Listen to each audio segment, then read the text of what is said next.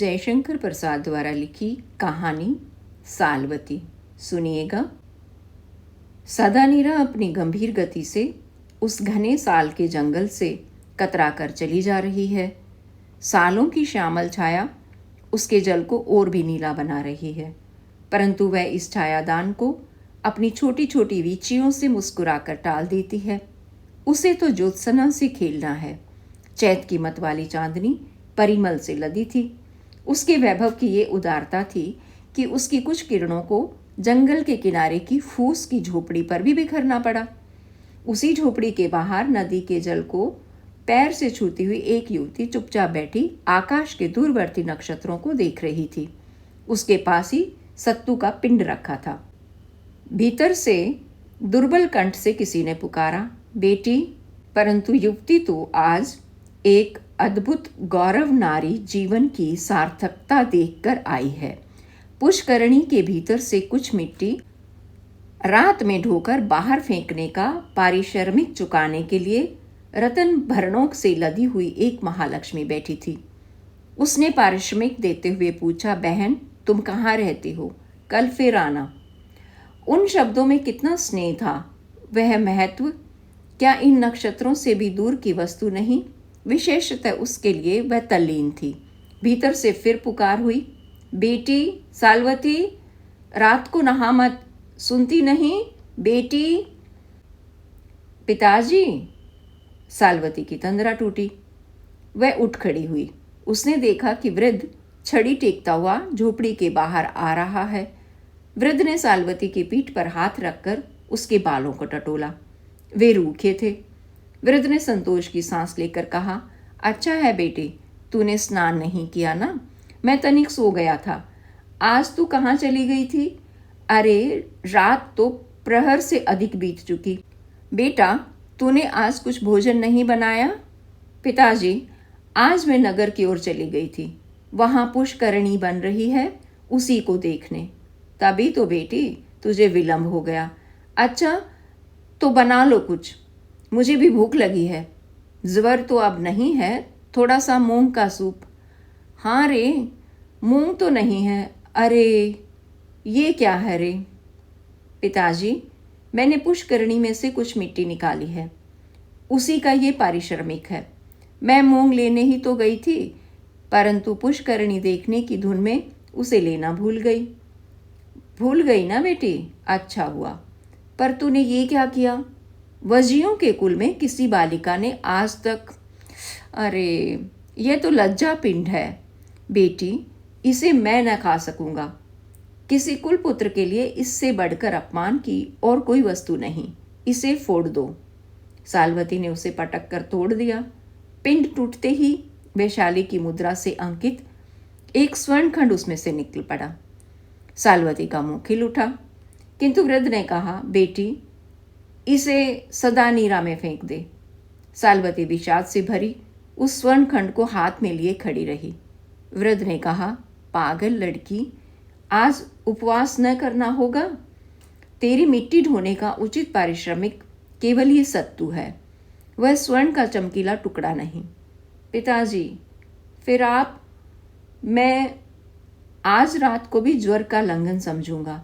जा, ये सत्तू खाकर सदानीरा का जल पीकर सो रहे। पिताजी, मैं भी आज की रात बिना खाए बिता सकती हूँ, परंतु मेरा एक संदेह। पहले उसको फेंक दे, तब मुझसे कुछ पूछ। सालवती ने उसे फेंक दिया। तब एक निश्वास छोड़कर बुड्ढे ने कहना आरंभ किया, आर्यों का वह दल जो माधव के साथ ज्ञान की अग्नि मुंह में रखकर सदानीरा के इस पार पहले पहलाया, विचारों की स्वतंत्रता का समर्थक था। कर्मकांडियों की महत्ता और उनकी पाखंड प्रियता का विरोध, वह दल सब प्रकार की मानसिक या नैतिक पराधीनता का कट्टर शत्रु था। जीवन पर उसने नए ढंग से विचार करना आरंभ किया। धर्म का ढोंग उसके लिए कुछ अर्थ नहीं रखता था। वह आर्यों का दल दार्शनिक था। उसने मनुष्यों की स्वतंत्रता का मूल्य चारों ओर से आंकना चाहा, और आज गंगा के उत्तरी तट पर विदेह, वच्छी, लिच्छवी और मलों का जो गणतंत्र अपनी ख्याति से सर्वोन्नत है, वह उन्हीं पूर्वजों की कीर्ति लेखा है। मैं भी उन्हीं का कुलपुत्र हूँ। मैंने भी तीर्थकरों के मुख से आतंकवाद अनातंकवाद के व्याख्यान सुने हैं, संघों के शास्त्रार्थ कराए हैं, उनको चातुर्मास कराया है। मैं भी दार्शनिकों में प्रसिद्ध था। बेटी, तू उसी ध्वल यश की दुहिता होकर किसी की दया पर अपना जीवन निर्वाह करे, ये मैं नहीं सहन कर सकता। बेटी, गणराज्य में जिन लोगों के पास प्रभुत्व धन है, उन लोगों ने निर्धन कुलीनों के निर्वाह के लिए यह गुप्त दान की प्रथा चलाई है कि अंधेरे में किसी से थोड़ा काम कराकर उसे कुछ स्वर्ण दे देना। क्या यह अनुग्रह नहीं है बेटी? है तो पिताजी। फिर ये कृतज्ञता और दया का भार तू उठाएगी? वही हम लोगों की संतान जिन्होंने देवता और स्वर्ग का भी तिरस्कार किया था, मनुष्य की पूर्णता और समता का मंगल घोष किया था, उसी की संतान अनुग्रह का आश्रय ले? नहीं पिताजी, मैं अनुग्रह न चाहूंगी। तू मेरी प्यारी बेटी है। जानती है बेटी, मैंने दार्शनिक वादों में सरस उड़ाकर अपना कौन सा सिद्धांत स्थिर किया है? नहीं पिताजी, आर्थिक पराधीनता ही संसार में दुख का कारण है। मनुष्य को उससे मुक्ति पानी चाहिए। मेरा इसलिए उपास्य है स्वर्ण। किंतु आपका देवता कहाँ है? वृद्ध ठट्ठा कर हंस पड़ा। उसने कहा, मेरा उपास्य मेरी झोपड़ी में है, इस सदानीरा में है और है मेरे परिश्रम में। सालवती चकित होकर देखने लगी। वृद्ध ने कहा, चौंक मत बेटी, मैं हिरण्य गर्भ का उपासक हूँ। देख, सदानीरा की शिलाओं में स्वर्ण की प्रचुर मात्रा है। तो क्या पिताजी, तुमने इसलिए इन काले पत्थरों से झोपड़ी भर रखी है? सालवती ने उत्साह से कहा। वृद्ध ने सिर हिलाते हुए फिर अपनी झोपड़ी में प्रवेश किया और सालवती, उसने घूमकर लज्जा पिंड को देखा भी नहीं। वह दरिद्रता का प्रसाद यूं ही बिखरा पड़ा रहा। सालवती की आंखों के सामने चंद्रमा सुनहला होकर सदानीरा की जलधारा को स्वर्णमयी बनाने लगा। साल के एकांत कानन से मरमर की ध्वनि उठती थी। सदानीरा की लहरें पुलिन से टकराकर गंभीर कलनाद का सृजन कर रही थी, किंतु वह लावण्यमय युवती अचेतन अवस्था में चुपचाप बैठी हुई वजियों की विदेहों की अद्भुत स्वतंत्रता पर विचार कर रही थी। उसने झुंझलाकर कहा, ठीक है, मैं अनुग्रह नहीं चाहती। अनुग्रह लेने से मनुष्य कृतज्ञ होता है। कृतज्ञता प्रतंत्र बनाती है। लज्जा पिंड से मछलियों की उदर पूर्ति कराकर वह भूखी ही जाकर सो रही। दूसरे दिन से वृद्ध शिलाखंडों से स्वर्ण निकलता और सालवती उसे बेचकर आवश्यकता की पूर्ति करती। उसके साल कानन में चहल पहल रहती। अतिथि, आजीवक और अभ्यागत आते, आदर सत्कार पाते, परंतु ये कोई न जान सका कि ये सब होता कहाँ से है। वैशाली में धूम मच गई। कौतूहल से कुलपुत्र चंचल हुए, परंतु एक दिन धवल यश अपनी गरिमा में हंसता हुआ संसार से उठ गया। सालवती अकेली रह गई। उसे तो स्वर्ण का उद्गम मालूम था। वह अपनी दिनचर्या में स्वतंत्र बनी रही। उसका रूप और यौवन मानसिक स्वतंत्रता के साथ सदानीरा की धारा की तरह वेगपूर्ण था। वसंत की मंजरियों से पराग बरसने लगा। किसले के कर पल्लव से युवकों को आमंत्रण मिला। वैशाली के स्वतंत्र नागरिक आमोद प्रमोद के लिए उन्मत्त हो उठे। अशोक के लाल सत्वकों में मधुपों का मादक गुंजार नगर प्रांत को संगीतमय बना रहा था।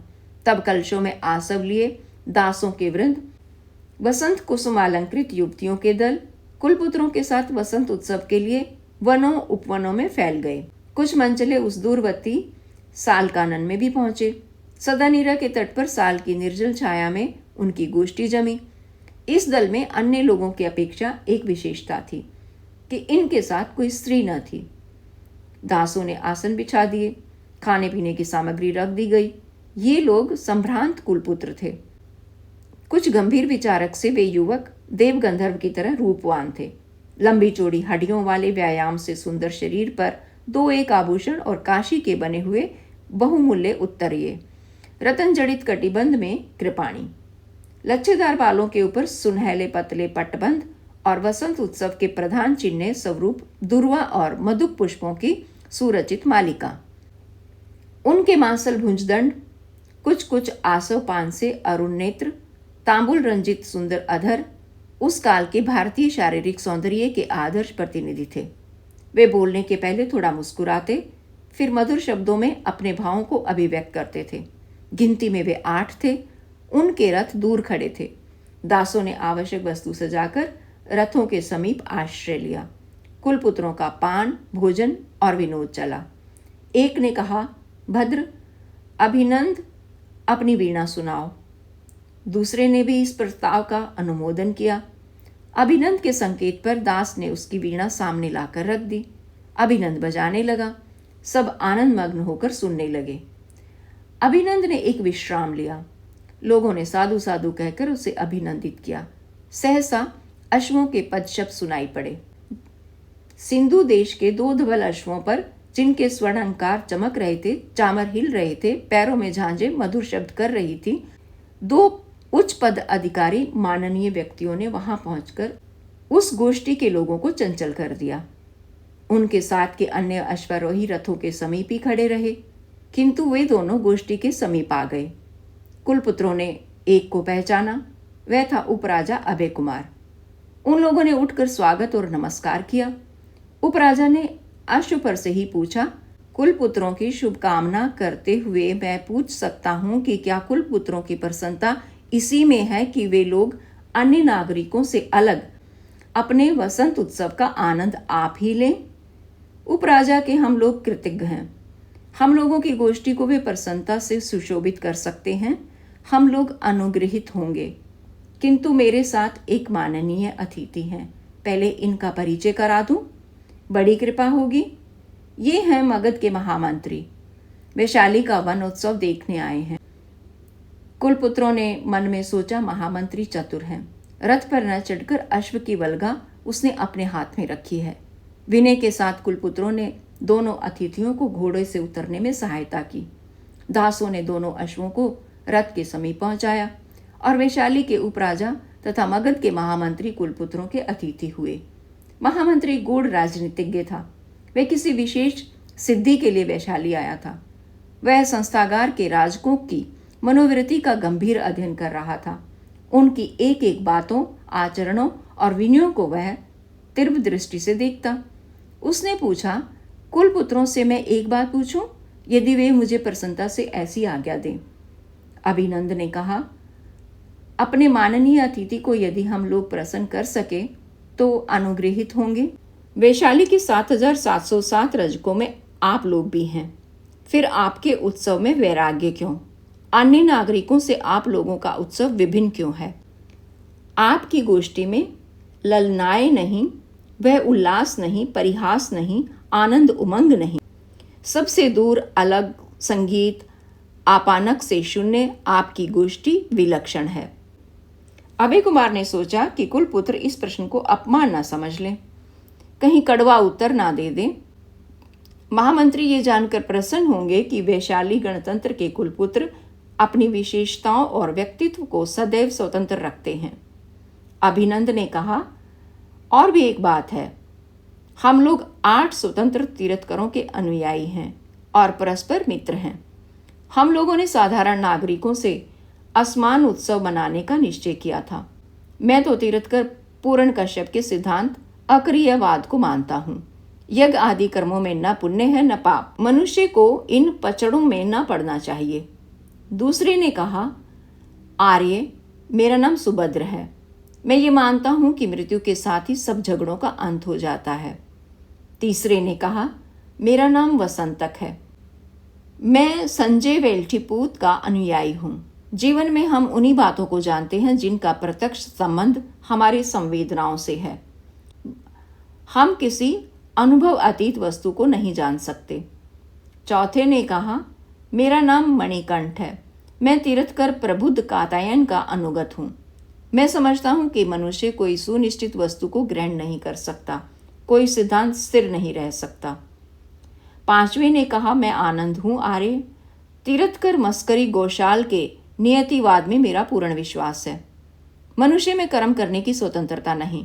उसके लिए जो कुछ होना है वह होकर ही रहेगा। वह अपनी ही गति से गंतव्य स्थान तक पहुंच जाएगा। छठे ने कहा, मैं तीर्थकर नाथ पुत्र का अंत्यवासी हूँ। मैं कहता हूँ कि वस्तु है भी नहीं भी है, दोनों हो सकती है। सातवें ने कहा, मैं तीर्थकर गौतम का अनुयायी सुमंगल हूँ। किसी वास्तविक सत्ता में विश्वास ही नहीं करता। आत्मन जैसा कोई पदार्थ ही नहीं है। आठवें ने किंचित मुस्कुराकर कहा, आर्य, मैं मैत्रायण विदेहों के सुनिश्चित आत्मवाद को मानने वाला हूं। ये जितनी भावनाएं हैं सबका उद्गम आत्मन ही है। अभिनंद ने कहा, तब हम लोगों की विलक्षणता पर महामंत्री को आश्चर्य होना स्वाभाविक है। अभय कुमार कुछ प्रकृतिस्थ हो रहा था। उसने देखा कि महामंत्री बड़े कौतूहल और मनोनिवेश से कुलपुत्रों का परिचय सुन रहा है। महामंत्री ने कुछ व्यंग्य से कहा, आश्चर्य है, माननीय कुलपुत्रों ने अपने विभिन्न विचारों का परिचय देकर मुझे तो चकित कर दिया है। तब आप लोगों का कोई एक मंतव्य नहीं हो सकता? क्यों नहीं? वजियों का एक तो स्थिर सिद्धांत है ही, अर्थात हम लोग वजी संघ के सदस्य हैं। राष्ट्रनीति में हम लोगों का मतभेद तीव्र नहीं होता। कुलपुत्रों को चुप देखकर किसी ने साल के अंतराल से सुकोमल कंठ से ये कहा और नदी की ओर चली गई। उन लोगों की आंखें उधर उस कहने वाले को खोज रही थी कि सामने से कलश लिए हुए सालवती सदा नीरा का जल भरने के लिए आती दिखलाई पड़ी। मगध के महामंत्री को उस रूप लावण्यमय युवती का यह उत्तर थप्पड़ सा लगा। उसने कहा, अद्भुत। प्रसन्नता से महामंत्री की विमूढ़ता का आनंद लेते हुए अभय कुमार ने कहा, आश्चर्य कैसा आर्य, ऐसा सौंदर्य तो मगध में मैंने कोई देखा ही नहीं। वजियों का संग सब विभूतियों से संपन्न है। अम्बापाली जिसके रूप पर हम लोगों को गर्व है, इस लावण्य के सामने तुच्छ है, और इसकी वाक्पटुता भी। किंतु मैंने सुना है कि अम्बापाली वैश्या है, और यह तो। इतना कहकर अभय कुमार रुक सा गया। महामंत्री ने गंभीरता से कहा, तब यह भी कोई कुलवधू होगी, मुझे क्षमा कीजिए, यह तो पूछने से मालूम होगा। क्षण भर के लिए सब चुप हो गए थे। सालवती अपना पूर्ण घट लेकर करारे पर चढ़ रही थी। अभिनंद ने कहा, कल्याणी, हम लोग आपका परिचय पाने के लिए उत्सुक हैं।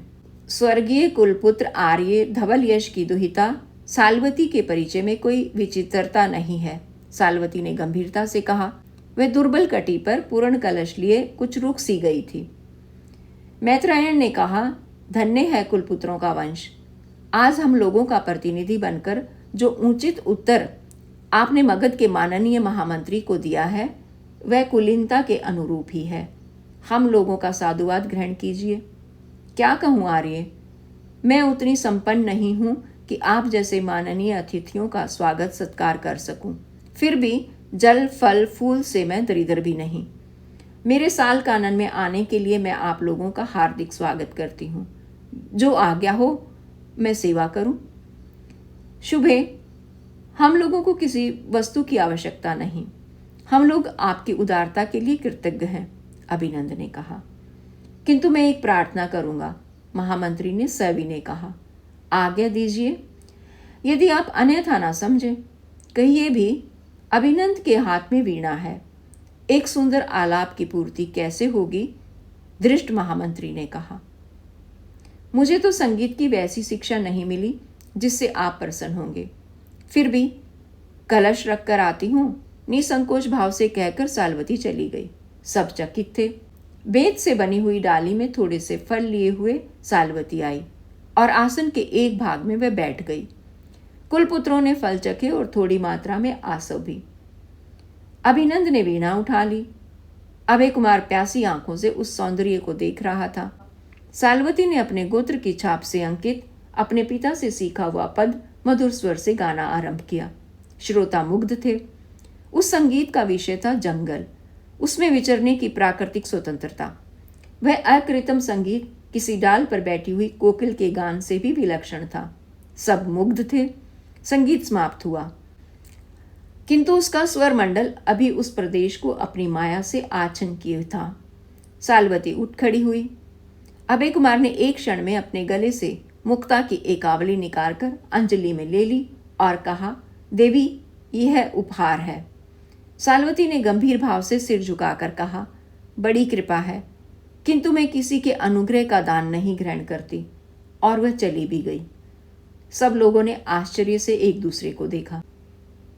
अभय कुमार को उस रात्रि में निद्रा नहीं आई। वह सालवती का चित्र अपनी पुतलियों पर बनाता रहा। प्रणय का जीवन अपने छोटे छोटे क्षणों में भी बहुत दीर्घजीवी होता है। रात किसी तरह कटी।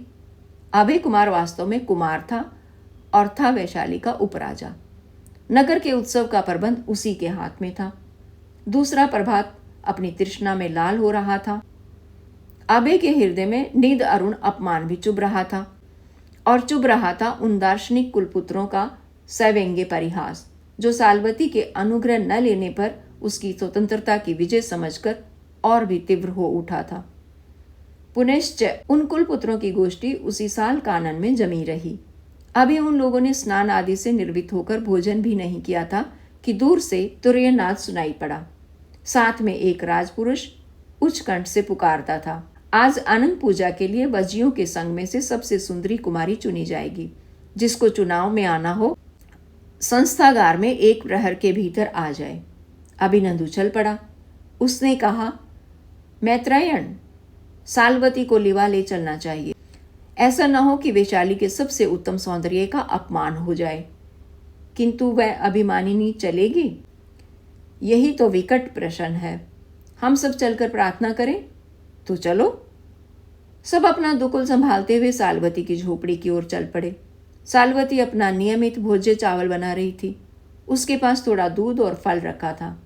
उसने इन लोगों को आते देखकर सहज प्रसन्नता से मुस्कुराकर कहा, स्वागत। माननीय कुलपुत्रों को आतिथ्य ग्रहण करने के लिए मैं निमंत्रित करती हूँ। उसने एक शुभ्र कंबल बिछा दिया। युवकों ने बैठते हुए कहा, किंतु हम लोग भी एक निमंत्रण देने आए हैं। साल्वती कुछ सोचने लगी।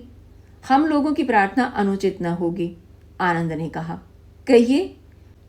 वैशाली के नागरिकों ने एक नया निर्णय लिया है कि इस बार वसंत उत्सव की अनंग पूजा वजी राष्ट्र की सर्वश्रेष्ठ सुंदरी के हाथों से कराई जाए। इसके लिए संस्थागार में चुनाव होगा। तो इसमें क्या मैं परिवर्तन कर सकती हूँ? साल्वती ने सरलता से पूछा। नहीं शुभे, आपको भी इसमें भाग लेना होगा। हम लोग आपको संस्थागार में ले चलेंगे और पूर्ण विश्वास है कि हम लोगों का पक्ष विजयी होगा। किंतु क्या आप लोगों का यह मुझ पर अनुग्रह न होगा जिसे मैं कदापि न ग्रहण करूंगी? नहीं भद्रे, यदि मेरे प्रस्ताव को बहुमत मिला तो क्या हम लोगों की विजय ना होगी? और तब क्या हम ही लोग आपके अनुग्रहित ना होंगे? साल्वती कुछ चुप सी हो गई। मैत्रायण ने फिर कहा, विचारों की स्वतंत्रता इसी में है कि वे स्पष्ट रूप से प्रचारित किए जाएं, न कि वे सत्य होते हुए भी दबा दिए जाएं। साल्वती इस सम्मान से अपने हृदय को अछूता न रख सकी। स्त्री के लिए उसके सौंदर्य की प्रशंसा कितनी बड़ी विजय है। उसने विरड़ा से कहा, तो क्या मुझे चलना ही होगा? ये हम लोगों के लिए अत्यंत प्रिय संदेश है। आनंद, तुम रथों को यहीं ले आओ और मैं समझता हूं कि सौंदर्य लक्ष्मी तुम्हारे रथ पर ही चलेगी। तुम होगे उस रथ के सारथी। आनंद सुनते ही उछल पड़ा। उसने कहा, एक बात और भी। साल्वती ने प्रश्न करने वाली आंखों से देखा। आनंद ने कहा, सौंदर्य का प्रसादन। मुझे कुछ नहीं चाहिए, मैं यूं ही चलूंगी और कुलपुत्रों के निर्णय की मैं भी परीक्षा करूंगी। कहीं वे भ्रम में तो नहीं हैं? थोड़ा जलपान करके सब लोग प्रस्तुत हो गए। तब साल्वती ने कहा, आप लोग चले, मैं अभी आती हूँ। कुलपुत्र चले गए। साल्वती ने एक नवीन कौशय पहना, जूड़े में फूलों की माला लगाई और रथ के समीप जा पहुंची। सारथी को हटाकर आनंद अपना रथ स्वयं हाँकने लगा। उस पर बैठी थी साल्वती। पीछे उसके कुलपुत्रों के 7 रथ थे। जब वे संस्थागार के राजपथ पर अग्रसर हो रहे थे, तब भीड़ में आनंद और आश्चर्य के शब्द सुनाई पड़े। सुंदरियों का मुख अवनत हुआ। उन कुलपुत्रों को देखकर राजा ने पूछा, मेरे माननीय दार्शनिक कुलपुत्रों ने ये रत्न कहाँ पाया? कल्याणी साल्वती कुलपुत्र धवल यश की एकमात्र दुहिता है। मुझे आश्चर्य है कि किसी कुलपुत्र ने अब तक इस कन्या रत्न के परिणय की प्रार्थना क्यों नहीं की? अच्छा, तो क्या मत लेने की आवश्यकता है? राजा ने गंभीर स्वर से पूछा। नहीं नहीं, साल्वती वर्जी राष्ट्र की सर्वश्रेष्ठ कुमारी सुंदरी है। जनता का तुमुल शब्द सुनाई पड़ा। राजा ने 3 बार इसी तरह प्रश्न किया। सबका उत्तर वही था। साल्वती निर्विवाद विजयिनी हुई।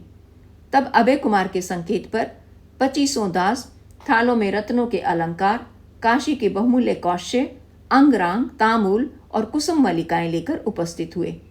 अभय कुमार ने खड़े होकर संघ से प्रार्थना की।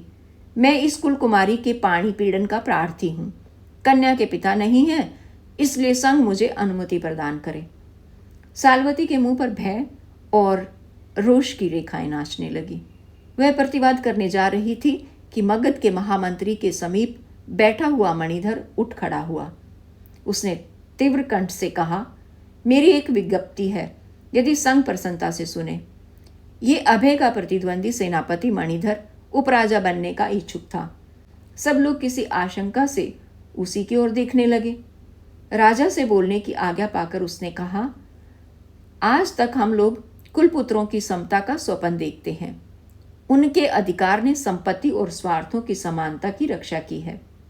तब क्या उचित होगा कि ये सर्वश्रेष्ठ सौंदर्य किसी के अधिकार में दे दिया जाए?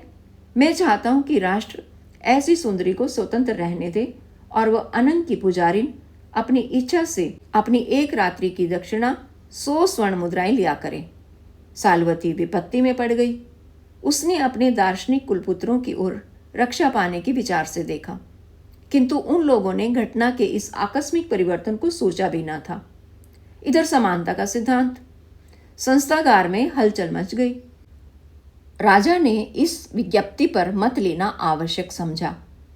शलाकाएं बटी, गणपूरक अपने कार्य में लगा और साल्वती प्रार्थना करने जा रही थी कि मुझे इस उपद्रव से छुट्टी मिले। किंतु समानता और प्रजातंत्र के सिद्धांतों की लगन कौन सुनता है किसकी? उधर एक व्यक्ति ने कहा, हम लोग भी अम्पाली के समान ही क्या वजी राष्ट्र में एक सौंदर्य प्रतिमा नहीं स्थापित कर सकते, जिससे अन्य देशों का धन इस राष्ट्र में आवे? अभय कुमार हतबुद्धि सा क्षोभ और रोष से कांप रहा था। उसने तीव्र दृष्टि से मगध के महामंत्री की ओर देखा। मंत्री ने मुस्कुरा दिया। गणपूरक ने विज्ञप्ति के पक्ष में बहुमत की घोषणा की। राजा ने विज्ञप्ति पर स्वीकृति दी। जब मत लिया जा रहा था तब साल्वती के मन की अवस्था बड़ी विचित्र हो रही थी। कभी तो वह सोचती थी, पिता हिरण्य के उपासक थे, स्वर्ण ही संसार के प्रभु हैं, स्वतंत्रता का बीज है, वही 100 स्वर्ण मुद्राएं उसकी दक्षिणा है और अनुग्रह करेगी वह। तिस पर इतनी संवर्धना, इतना आदर। दूसरे क्षण उसके मन में ये बात खटकने लगती कि वह कितनी दयनीय है। जो कुलवधू का अधिकार उसके हाथ से छीन लिया गया, उसने ही तो अभय का अपमान किया था। किस लिए? अनुग्रह न लेने का अभिमान। तो क्या मनुष्य को प्राय वही करना पड़ता है जिसे वह नहीं चाहता? उसी ने मगध के महामंत्री के सामने प्रजातंत्र का उत्कर्ष बताया था। वही एक राज मगध का प्रतिनिधि यहाँ बैठा है। तब बहुमत की जय हो, वह विरोध करना चाहती थी परंतु कर ना सकी। उसने आनंद के नियतिवाद का एक बार मन में स्मरण किया और गंतव्य पथ पर वेग से चली। तब साल्वती को घेरकर कुलपुत्रों ने आनंद से उसका जय घोष किया। देखते देखते साल्वती के चरणों में उपहार के ढेर लग गए। वे रथ पर अनंग पूजा के स्थान पर चली, ठीक जैसे अपराधी वध्य स्थल की ओर। उसके पीछे सहस्त्र रथों और घोड़ों पर कुलपुत्र, फिर जनस्रोत, सब आज अपने गणतंत्र के सिद्धांत की विजय पर उन्मत्त थे। अभय कुमार जड़ सा वहीं खड़ा रहा। जब संस्थागार से निकलने के लिए मंत्री उसके पास आया तब अभय का हाथ दबाकर उसने कहा, उपराजा प्रसन्न हो, महामंत्री तुम्हारी कूटनीति सफल हुई, कहकर अभय ने क्षोभ से उसकी ओर देखा। आप लोगों का राष्ट्र सचमुच स्वतंत्रता और समानता का उपासक है, मैं साधुवाद देता हूं। दोनों अपने रथों पर चढ़कर चले गए। साल्वती, वैशाली की अप्सरा साल्वती, अपने विभव और सौंदर्य में अद्वितीय थी। उसके प्रमुख उपासक थे वैशाली के सेनापति मणिधर। संपत्ति का स्रोत उस सौंदर्य सरोवर में आकर भर रहा था। वहां अनेक कुलपुत्र आए, नहीं आया तो एक अभय कुमार, और साल्वती का मान जैसे अभय कुमार को पद अवनत किए बिना कुचला जा रहा था। वह उस दिन की एकावली पर आज अपना पूरा अधिकार समझती थी, किंतु वह अब कहाँ मिलने की। उसका हृदय तीव्र भावों से भर गया था। आज वह चिंतामग्न थी। मगध का युद्ध वैशाली में भयानक समाचार भेज रहा था। मगध की पूर्ण विजय के साथ ये भी समाचार मिला कि सेनापति मणिधर उस युद्ध में मारे गए। वैशाली में रोष और उत्साह छा गया। नई सेना का संचालन करने के लिए आज संस्थागार में चुनाव होने वाला है। नगर की मुख्य महिलाएं, कुमारियां उस सेनापति का अभिनंदन करने के लिए पुष्प रथों पर चढ़कर चली जा रही हैं। उसे भी जाना चाहिए। क्या मणिधर के लिए दुखी होना मानसिक परतंत्रता का चिन्ह है जिसे वह कभी स्वीकार न करेगी? वह भी उठी। आज उसके श्रृंगार का क्या कहना है? जिसके अभिमान पर वह जी रही थी वही उसका सौंदर्य कितने आदर और प्रदर्शन की वस्तु है। उसे सब प्रकार से सजाकर मणियों की झिलमिल में पुष्पों से सजे हुए रथ पर चढ़कर सालवती संस्थागार की ओर चली। कुछ मनचले युवकों का जयघोष विरोध के स्वर में लुप्त हो गया। वह पीली पड़ गई। साधारण नागरिकों ने चिल्लाकर कहा, इसी के संसर्ग दोष से सेनापति मणिधर की पराजय हुई। एक ने कहा, ये मणिधर की कालभुजंगनी है। दूसरे ने कहा, ये वैशाली का अभिशाप है। तीसरे ने कहा, यह विचार स्वातंत्र्य के समुद्र का हलाहल है। सालवती ने सारथी से कहा, रथ फेर दो। किंतु दूसरी ओर से अपार जनसमूह आ रहा था। बाध्य होकर सालवती को राजपथ में एक और रुकना पड़ा। तूर्यनाथ समीप आ रहा था। सैनिकों के शिर तारण और भाले चमकने लगे। भालों के फलक उन्नत थे और उनसे भी उन्नत थे उन वीरों के मस्तक जो स्वदेश की स्वतंत्रता के लिए प्राण देने जा रहे थे। उस वीर वाहिनी में सिंधु देश के शुभ्र अश्वराज पर अभय कुमार आरूढ़ था। उसके मस्तक पर सेनापति का स्वर्ण पट सुशोभित था। दाहिनी भुजा उठी हुई थी जिसमें नग्न खंग सारी जनता को अभिवादन कर रहा था और वीरों को रण निमंत्रण दे रही थी उसके मुख पर की सहज मुस्कान। फूलों की वर्षा हो रही थी। वजियों की जय के रणनाद से वायुमंडल गूंज रहा था। उस वीर श्री को देखने, उसका आदर करने के लिए कौन नहीं उत्सुक था। सालवती भी अपने रथ पर खड़ी हो गई थी। उसने भी एक सुरचित माला लक्ष्य साध कर फेंकी। वह उस खंग में जाकर लिपट गई। जनता तो भावोन्माद की अनुचरी है। सैकड़ों कंठ से साधु की ध्वनि निकली। अभय ने फेंकने वाली को देखा। दोनों के नेत्र मिले। सालवती की आंखें नीची हो रही और अभय तंद्र आलस जैसा हो गया, निश्चेष्ट। उसकी तंद्रा तब टूटी जब नवीन अश्वारोहियों का दल चतुष्पथ पर उसके स्वागत पर वीर गर्जन कर उठा। अभय कुमार ने देखा वे 8 दार्शनिक कुलपुत्र एक एक गुल्म के नायक हैं। उसका मन उत्साह से भर उठा। उसने क्षण भर में निश्चय किया कि जिस देश के दार्शनिक भी अस्त्र ग्रहण कर सकते हैं वह पराजित नहीं होगा। अभय कुमार ने उच्च कंठ से कहा, कुलपुत्रों की जय। सेनापति अभय कुमार की जय। कुलपुत्रों ने प्रत्युत्तर दिया। वजियों की जय। जनता ने जयनाद किया। वीर सेना युद्ध क्षेत्र की ओर चली और सालवती दीन मलिन अपने उपवन को लौटी। उसने सब श्रृंगार उतार कर फेंक दिए। आज वह सबसे अधिक तिरस्कृत थी। वह धरणी में लौटने लगी। वसुधा पर सुकुमार यौवन लता सी वह निर्बल लंब पड़ी थी। आज जैसे उसने ये अनुभव किया कि नारी का अभिमान अकिंचन है। वह मुग्धा विलासिनी अभी अभी संसार के सामने अपने अस्तित्व को मिथ्या, माया, सारहीन समझकर आई थी। वह अपने सुवासित अलकों को बिखराकर उसी में अपना मुंह छिपाए पड़ी थी। नीला उसकी मुंह लगी दासी थी और वह वास्तव में सालवती को प्यार करती थी। उसने पास बैठकर धीरे धीरे उसके बालों को हटाया, आंसू पोंछे, गोद में सिर रख दिया। सालवती ने प्रलय भरी आंखों से उसकी ओर देखा। नीला ने मधुर स्वर से कहा, स्वामिनी, यह शोक क्यों? सालवती चुप रही। स्वामिनी, शैया पर चलो, इससे तो और भी कष्ट बढ़ने की संभावना है। कष्ट? नीले, मुझे सुख ही कब मिला था? किंतु आपके शरीर के भीतर एक अन्य प्राणी की जो सृष्टि हो रही है उसे तो संभालना ही होगा। सालवती जैसे नक्षत्र की तरह आकाश से गिर पड़ी। उसने कहा, कहती क्या है? नीला हंसकर बोली, स्वामिनी, अभी आपको अनुभव नहीं है। मैं जानती हूं ये मेरा मिथ्या प्रलोभन नहीं है। सालवती सब तरह से लुट गई। नीला ने उसे शैया पर लेटा दिया। उसने कहा, नीले, आज से मेरे सामने कोई ना आवे। मैं किसी को मुंह नहीं दिखलाना चाहती। बस केवल तुम मेरे पास बनी रहो। सुकोमल शैया पर सालवती ने करवट ली। सहसा उसके सामने मणिधर का वह पत्र आया जिसे उसने रणक्षेत्र से भेजा था। उसने उठाकर पढ़ना आरंभ किया। वैशाली की सौंदर्य लक्ष्मी। वह रुक गई, सोचने लगी, मणिधर कितना मिथ्यावादी था। उसने एक कल्पित सत्य को साकार बना दिया। वैशाली में जो कभी न था, उसने मुझे वही रूपा जीवा बनाकर क्या राष्ट्र का अनिष्ट नहीं किया? अवश्य। देखो आगे लिखता है, मेरा मन युद्ध में नहीं लगता है। लगता कैसे? रूप ज्वाला के शलभ, तुझे तो जल मरना था, तो उसे अपराध का दंड मिला।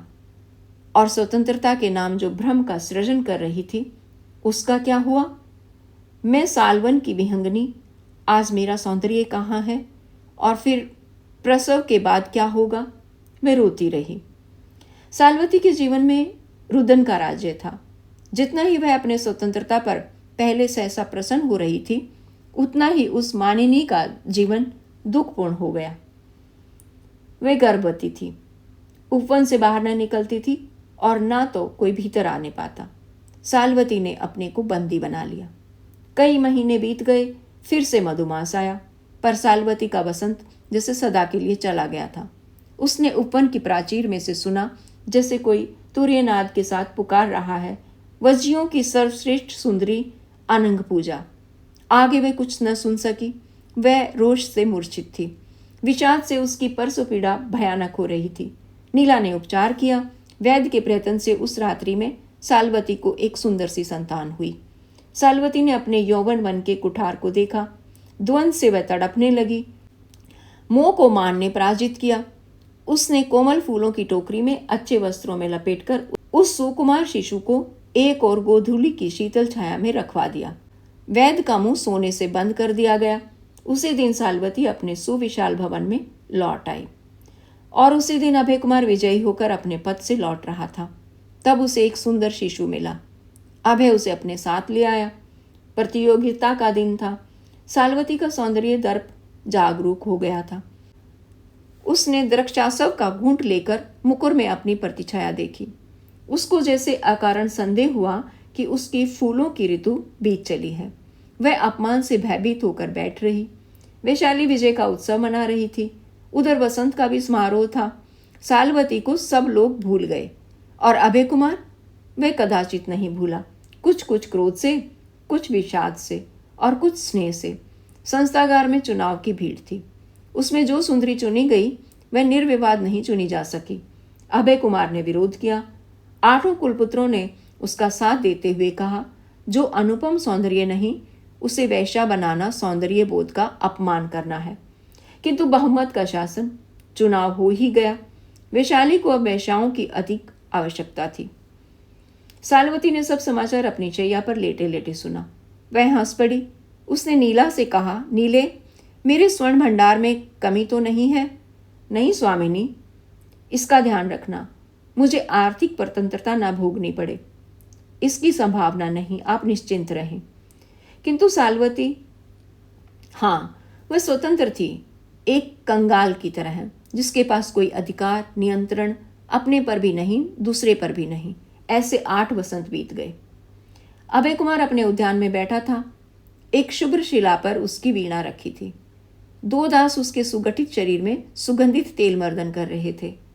सामने मंच पर एक सुंदर बालक अपनी क्रीड़ा सामग्री लिए व्यस्त था। अभय अपनी बनाई हुई कविता गुनगुना रहा था। वह बालक की अकृत्रिम हंसी पर लिखी गई थी। अभय के हृदय का समस्त संचित स्नेह उसी बालक में केंद्रीभूत था। अभय ने पूछा, आयुष्मान विजय, तुम भी आज मलशाला में चलोगे ना? बालक क्रीड़ा छोड़कर उठ खड़ा हुआ, जैसे वह सचमुच किसी से मल्ल युद्ध करने के लिए प्रस्तुत हो। उसने कहा, चलूंगा और लड़ूंगा भी। अभय ठट्ठा कर हंस पड़ा। बालक कुछ संकुचित हो गया। फिर सहसा अभय को स्मरण हो गया कि उसे और भी कई काम हैं। वह स्नान के लिए उठने लगा कि संस्थागार की सन्निपात भेरी बज उठी। एक बार तो उसने कान खड़े किए, पर फिर अपने में लीन हो गया। मगध युद्ध के बाद उसने किसी विशेष पद के लिए कभी अपने को उपस्थित नहीं किया। वह जैसे वैशाली के शासन में भाग लेने से उदासीन हो रहा था। स्वास्थ्य का बहाना करके उसने अवसर ग्रहण किया। उसके मगध युद्ध के सहायक 8 दार्शनिक कुलपुत्र उसके अभिन्न मित्र थे। वे भी अविवाहित थे। अभय कुमार की गोष्ठी बिना सुंदरियों की जमात थी। वे भी आ गए। इन सबों के बलिष्ठ शरीरों पर मगध युद्ध के वीर चिन्ह अंकित थे। अभिनंद ने पूछा, आज संस्थागार में हम लोग चलेंगे कि नहीं? अभय ने कहा, मुझे तो मलशाला का निमंत्रण है। अभिनंद ने कहा, तो सचमुच हम लोग वैशाली के शासन से उदासीन हो गए हैं क्या? सब चुप हो गए। सुभद्र ने कहा, अंत में व्यवहार की दृष्टि से हम लोग पक्के नियतिवादी ही रहे। जो कुछ होना है वह होने दिया जा रहा है। आनंद हंस पड़ा। मणिकंठ ने कहा, नहीं, हंसने से काम न चलेगा। आज जब उपवन से आ रहा था तब मैंने देखा कि सालवती के तोरण पर बड़ी भीड़ है। पूछने से मालूम हुआ कि 8 बरस के दीर्घ एकांतवास के बाद सौंदर्य के चुनाव में भाग लेने के लिए सालवती बाहर आ रही है। मैं क्षण भर रुका रहा। वह अपने पुष्प रथ पर निकली। नागरिकों की भीड़ थी। कुलवधुओं का रथ रुक रहा था। उनमें कई तेजस्विनी महिलाएं थीं, जिनकी गोद में बच्चे थे। उन्होंने तीव्र स्वर में कहा, यही पिशाचनी हम लोगों के बच्चों से उनके पिताओं को, स्त्रियों से अपने पतियों को छीनने वाली है। वह एक क्षण खड़ी रही। उसने कहा, देवियों, 8 बरस के बाद वैशाली के राजपथ पर दिखलाई पड़ी हूँ।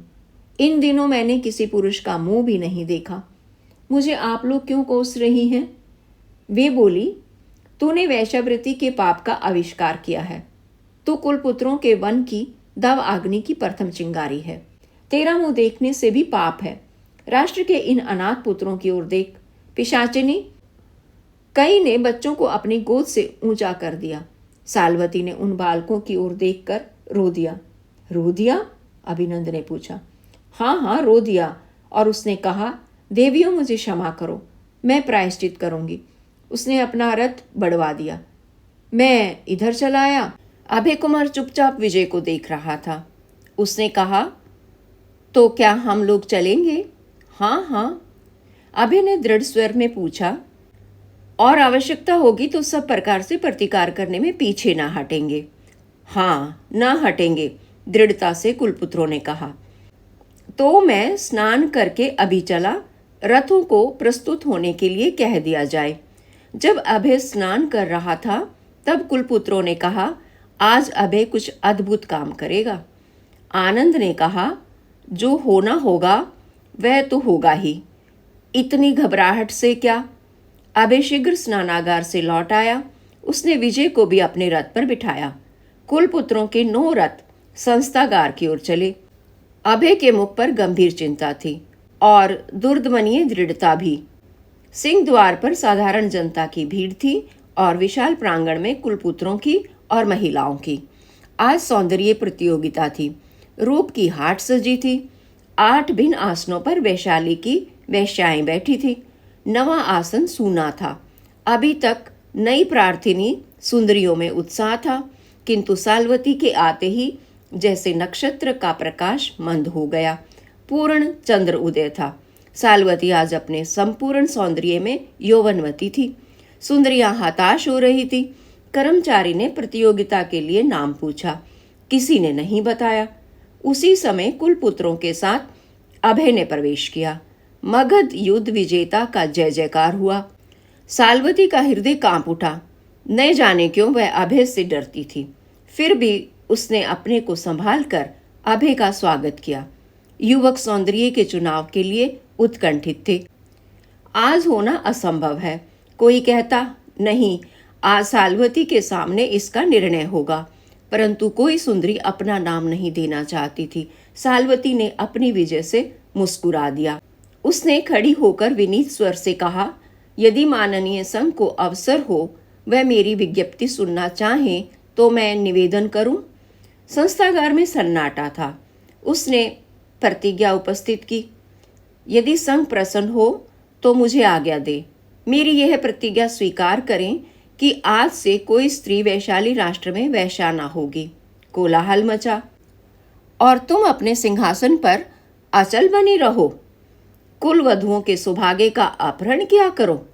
महिलाओं के तिरस्कारपूर्ण शब्द अलिंद से सुनाई पड़े। धैर्य धारण करो देवियों। हाँ, तो इस पर संघ क्या आज्ञा देता है? साल्वती ने साहस के साथ तीखे स्वर में कहा। अभय ने प्रश्न किया, क्या जो वैश्याएं हैं वे वैशाली में बनी रहेंगी? और क्या इस बार भी सौंदर्य प्रतियोगिता में तुम अपने को विजयिनी नहीं समझती हो? मुझे निर्वासन मिले, कारागार में रहना पड़े, जो भी संघ की आज्ञा हो, किंतु अकल्याणकर और पराजय के मूल इस भयानक नियम को जो अभी थोड़े दिनों से वजी संघ ने प्रचलित किया है, बंद करना चाहिए। एक कुलपुत्र ने गंभीर स्वर से कहा, क्या राष्ट्र की आज्ञा से जिन स्त्रियों ने अपना सर्वस्व अपनी इच्छा पर लुटा दिया, उन्हें राष्ट्र निर्वासित करेगा, दंड देगा? गणतंत्र का यह पतन। एक ओर से कोलाहल मचा, ऐसा ना होना चाहिए। फिर इन लोगों का भाग्य किस संकेत पर चलेगा? राजा ने गंभीर स्वर में पूछा। इनका कौमार्य, शील और सदाचार खंडित है। इनके लिए राष्ट्र क्या व्यवस्था करता है? संघ यदि प्रसन्न हो, उसे अवसर हो, तो मैं कुछ निवेदन करूं? आनंद ने मुस्कुराते हुए कहा। राजा का संकेत पाकर उसने फिर कहा, हम 8 मगध युद्ध के खंडित शरीर विलांग कुलपुत्र हैं और ये शील खंडिता 8 नई अनंग की पुजारिने हैं। कुछ लोग हंसने की चेष्टा करते हुए दिखलाई पड़े। कर्मचारियों ने तूरिये बजाकर शांत रहने के लिए कहा। राजा, उपराजा, सेनापति, मंत्रधर, सूत्रधर, अमात्य, व्यवहारिक और कुलीकों ने इस जटिल प्रश्न पर गंभीरता से विचार करना आरंभ किया। संस्थागार मौन था। कुछ काल के बाद सूत्रधर ने पूछा, तो क्या 8 कुलपुत्रों ने निश्चय कर लिया है इन वेश्याओं को वे लोग पत्नी की तरह ग्रहण करेंगे? अभय ने उनकी ओर सभ्रम देखा। वे उठ खड़े हुए। एक साथ स्पष्ट स्वर में उन लोगों ने कहा, हाँ, यदि संघ वैसी आज्ञा देने की कृपा करे। संघ मौन है, इसलिए मैं समझता हूं उसे स्वीकार है, राजा ने कहा। साल्वती, साल्वती की पुकार उठी। वे 8 अभिनंद आदि के पार्श्व में आकर खड़ी हो गई थी, किंतु साल्वती अपने स्थान पर पाषाणी प्रतिमा खड़ी थी। यही अवसर था जब 9 बरस पहले उसने अभय कुमार का प्रत्याख्यान किया था। पृथ्वी ने उसके पैर पकड़ लिए थे, वायुमंडल जड़ था, वह निर्जीव थी। सहसा अभय कुमार ने विजय को अपनी गोद में उठाकर कहा, मुझे पत्नी तो नहीं चाहिए, हाँ, इस बालक की माँ को खोज रहा हूँ, जिसको परसों रात्रि में ही उसकी मानिनी माँ ने लज्जापिंड की तरह अपनी सौंदर्य की रक्षा के लिए फेंक दिया था। उस चतुर्वेद ने इसकी दक्षिण भुजा पर एक अमिट चिन्ह अंकित कर दिया है। उसे यदि कोई पहचान सके तो वह इसे अपनी गोद में ले ले। साल्वती पागलों की तरह झपटी। उसने चिन्ह देखा और देखा उस सुंदर मुख को। वह अभय के चरणों में गिर कर बोली, यह मेरा है देव, क्या तुम भी मेरे होगे? अभय ने उसका हाथ पकड़कर उठा लिया। जयनाथ से संस्थागार मुखरित हो रहा था।